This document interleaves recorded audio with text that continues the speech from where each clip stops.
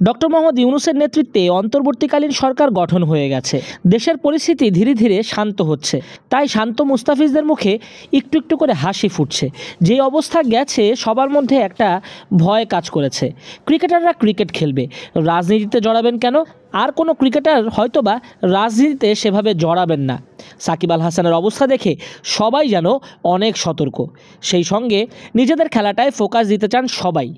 খেলাটাতেই আপাতত মনোযোগ রাখতে চান, দেশে শান্তি চান। এনামুল বিজয় কোটা আন্দোলনের সময় নিজের বন্ধুকে হারিয়েছেন। দেশের অনেক মানুষ তাদের ছেলে, ভাই, বন্ধুকে হারিয়েছে।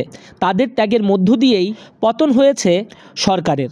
এনামুল বিজয় সব কিছু ভুলে এখন যারা দায়িত্বে আছে তাদের সততার সঙ্গে কাজ করে যাওয়ার আহ্বানও জানান। একটা সুখী সমৃদ্ধ দেশ চান এনামুল বিজয়। সাকিবদের রাজনীতির ব্যাপারে কোনো আলাপ করলেন না। ক্রিকেটের বড় ভাই হিসেবেই পেতে চান সাকিবকে সবসময়। দিক থেকে আপনার মিডিয়া সেক্টর থেকে, ক্রিকেট সেক্টর থেকে, যে যার সেক্টর থেকে অনেস্টির সাথে আমরা কাজ করি, এটাই আসলে আশা করব। অবশ্যই আসলে আপনারা জানেন যে আমার ভাই প্রিয় একটা ভাইয়ের মতোই, বলতে গেলে ভাইয়ের মতোই, মানে একদম ভাই, আমার খুব ক্লোজ ভাই, যেমন 3-4 বছর ধরে আমরা একসাথে আছি। ও মারা গিয়েছে এই ট্র্যাজেডির মধ্যে, ছাত্র আন্দোলনের মধ্যে।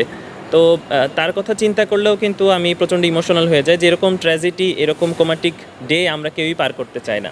আমি চিটাগংয়ে ছিলাম, আমি বাসায় আসতে পারিনি। আমার ফ্যামিলিতে আমার ওয়াইফ, আমার বেবি ছিল, তাদের সাথে দেখা হয়নি।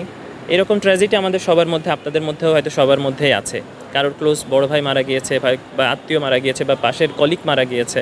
তো আমরা এরকম কেউই চাই না, আমরা রক্তাক্ত কেউই চাই না এরকম দিন পার করি। তো আমার মনে হয় যে আমরা কালকেও আমি 2টার সময় ঘুম থেকে উঠেছি, ওঠার পরে প্রায় 5টা পর্যন্ত আমি আমার ফ্যামিলি নিয়ে জেগে আছি। পিচ্চিকে আমি রাখছি, আমি নিচে গেছি, দেখি কি অবস্থা, সবাই দেখছি নিচে নেমে আসছে।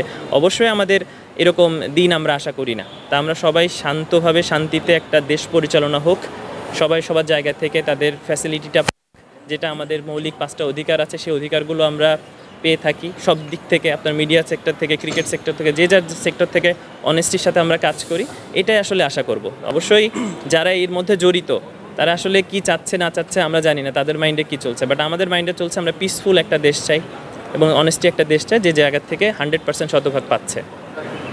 সাকিব আল হাসান কদিন আগেও রাজনীতিবিদ ছিলেন, মানে এখন তিনি রাজনীতিবিদ বলতে এখনও আছেন। জি, তিনি আওয়ামী লীগের এমপি নন, আওয়ামী লীগের দায়িত্ব করেন। জি, তাকে কি এখন মনে করেন যে 100% খেলায় ফোকাস করা উচিত?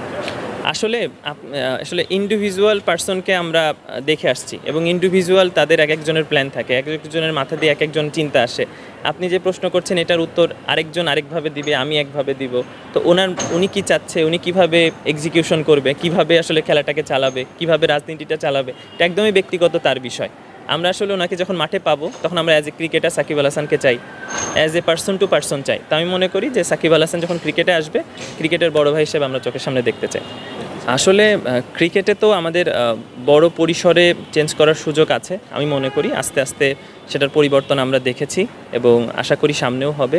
কোনো কিছুই 2 দিনে 5 দিনে সম্ভব না, এটা পর্যায়ক্রমে হওয়া সম্ভব। বাট আমরা সবাই আশা করি, প্রতিটা মানুষ, আমরা আসলে প্রথমে সাধারণ মানুষ, জনগণ, এরপরে আমরা ক্রিকেট প্লেয়ার, বিজনেসম্যান বা চাকরিজীবী বা যেই হই না কেন, বা সাংবাদিক, বা আমরা যেই প্রফেশনেই থাকি না কেন, বাট আমার কাছে মনে হয় আমরা আগে জনগণ, আমরা সাধারণ মানুষ, আমাদের অবশ্যই অধিকার আছে যেগুলো আমরা ডিজার্ভ করি। তো আমরা সবাই চাবো যে একটা সুন্দর অর্গানাইজ ওয়েতে সব কিছু আগাক, ক্রিকেট বোর্ডেও, সব জায়গাতে, যেন আমরা প্রতিটা জায়গাতে আমরা দারুণভাবে ফ্যাসিলিটি পাই, দেশটা সবাই মিলে যেন আমরা আগাতে পারি।